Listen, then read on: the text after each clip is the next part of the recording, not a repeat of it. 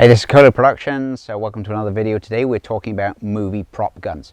You've probably seen in the media that sometimes you get accidents on set as a result of people not using replica firearms, or more importantly, real firearms firing blank ammunition. So to get around that, there's a lot of dummy guns, but also what we use in our movies is airsoft guns. I'll come on to those later. Now, the Criminal Code of Canada and firearms law define a firearm as something that is designed to discharge a shot. It also defines a replica firearm as something that's designed to look like a real firearm. So, a Nerf gun does not discharge something the way a firearm does. It also does not resemble an existing make or model of firearm. Therefore, it's neither a firearm nor a replica.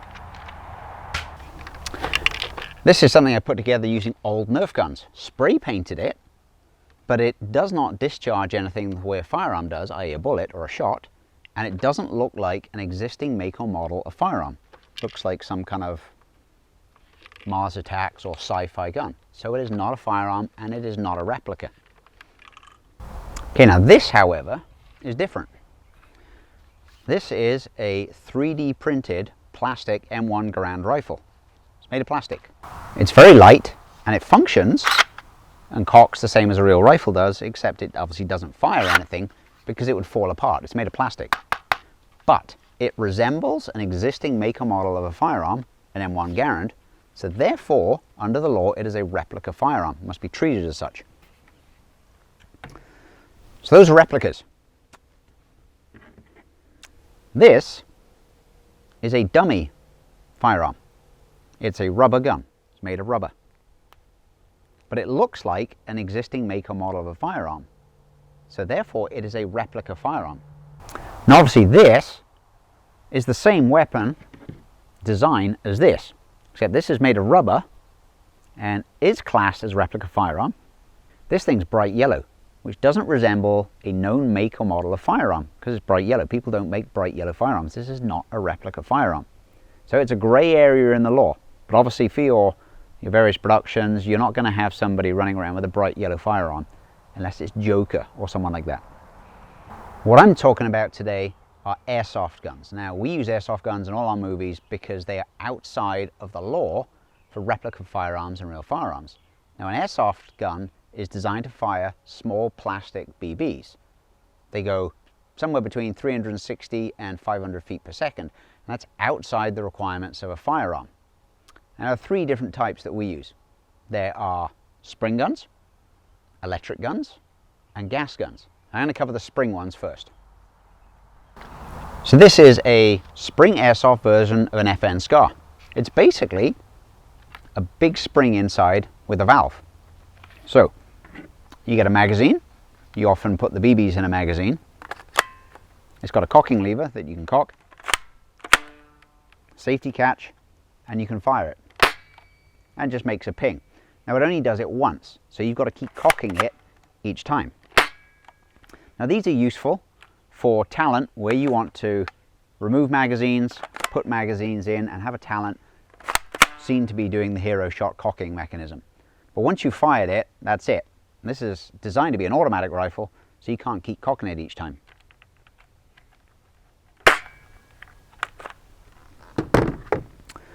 You also get spring airsoft pistols. Looks like a regular pistol, in this case a Colt target. Has a removable magazine, and you can cock it at the same time. Now, as many people know, automatic pistols have the slide which goes continually backwards and forwards each time you pull the trigger. Now, it doesn't do this with a spring airsoft gun. So this is useful purely when you want the talent to be able to remove magazines and to cock it. So spring airsoft guns like this are useful when you want a talent to be able to interact with the prop, whereas a rubber gun, you can't cock it and you can't remove a magazine. So if you have a talent and he has his pistol in a holster, he can pull out the pistol, cock it, and then that's it. It's another shot. Okay, the next category we're going to cover are automatic electric guns. So this is an electric gun. It's basically the same as other airsoft guns, except inside you've got a battery and a gearbox. and that uses to propel the BB down the range. A regular magazine. Now the Talent can use a magazine, they can fit a magazine. They do have cocking levers, but in this case the cocking lever purely is for show and doesn't actually do anything. The difference with these is it has a safety catch, and when you pull the trigger you get the noise of the gearbox going and the piston working. So this is useful now when you have talent that want to be seen to be firing a weapon and you need an audio cue to be able to add muzzle flash and shell ejection in post. This is perfect. That is electric guns. Now on to the final one, which is gas airsoft. I've got two types of gas airsoft pistols here. A regular revolver, which uses a CO2 cartridge, and a automatic gas pistol, which uses green gas. Now the gas pistols, like this revolver, they have small mock bullets that you can actually put a BB in, load into the chamber, and then, once I get it closed, inside it basically has, if I pull this apart, a small portion in here where you can actually fit a CO2 cartridge that you get from Canadian Tire. Now these function and operate exactly like real firearms. So the hammer can be pulled back and the trigger can be pulled. Now if they're used with gas, you actually get a loud retort with them. Now, onto the automatic pistol. These are slightly different in that it has a magazine and a gas reservoir in the bottom. And the gas goes in the bottom from a canister, like a camping gas canister, except it's green gas. The pistol, the slide functions in exactly the same way that a regular pistol works.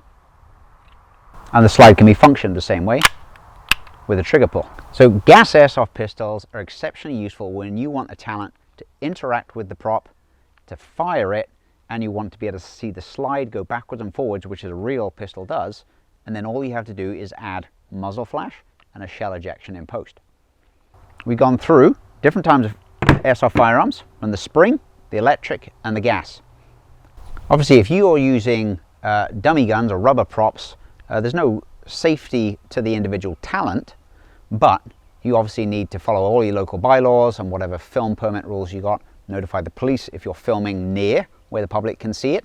And you basically treat any kind of prop as if it were a real firearm, which means you don't run around with your finger on the trigger, you don't point it at people, you don't point it at other people involved in the production, right? You just got to be sensible there.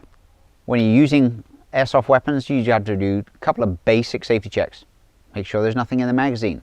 Little BBs are white, you'll be able to see it if it's in there. When you open the pistol, you make sure there's nothing in the barrel. You use a barrel flag, which goes in to make sure that there is nothing in there. And then it only gets used when it's pointed in the direction that the director requires it to be. When it's not required for that shot, it gets handed back to the designated person in charge. Now for transporting replicas and airsoft guns, for replica firearms you need a non-opaque case. And it's common sense. You don't want to be walking around or driving around town with a station wagon full of replica firearms or airsoft guns. You're going to freak somebody out and they're going to call the police. Okay, thanks for watching. If you got any questions, you can put a comment in the comments. You can subscribe and message us. You can also get hold of us through koloproductions.ca. Enjoy, and happy and safe shooting.